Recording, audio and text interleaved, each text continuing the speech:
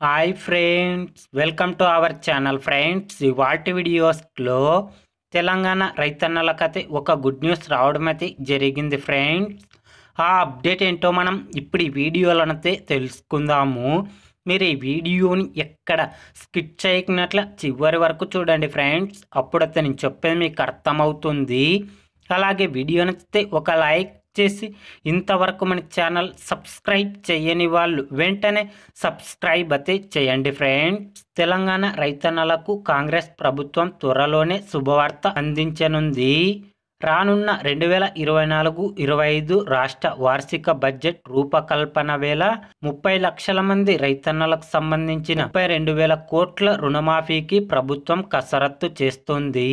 ఎన్నికల్లో 2 లక్షల రుణమాఫీ చేస్తామని కాంగ్రెస్ హామీ ఇచ్చింది. అయితే ఇప్పటికే రాష్ట్ర ఆర్థిక పరిస్థితి అప్పుల భారంతో కొనసాగుతుండడంతో రుణమాఫీకి ప్రత్యామ్నాయ మార్గాలను అనుసరించాలని భావిస్తుంది.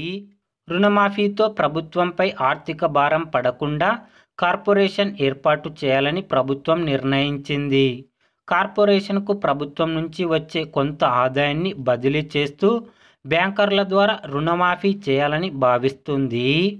ఇప్పటికే రైతు బంధు డబ్బులను విడతల వారీగా రైతుల ఖాతాల్లో వేస్తున్న ప్రభుత్వం రైతు రుణమాఫీ కూడా ఫిబ్రవరి నెలలో రైతుల అకౌంట్లో డబ్బులు జమ చేయడం అయితే జరుగుతుంది ఫ్రెండ్స్. రైతు రుణమాఫీ గురించి ఏ చిన్న అప్డేట్ వచ్చినా వెంటనే తెలుసుకోవాలి అంటే వెంటనే మన ఛానల్ని సబ్స్క్రైబ్ అయితే చేయండి friends. Thank you for watching my video.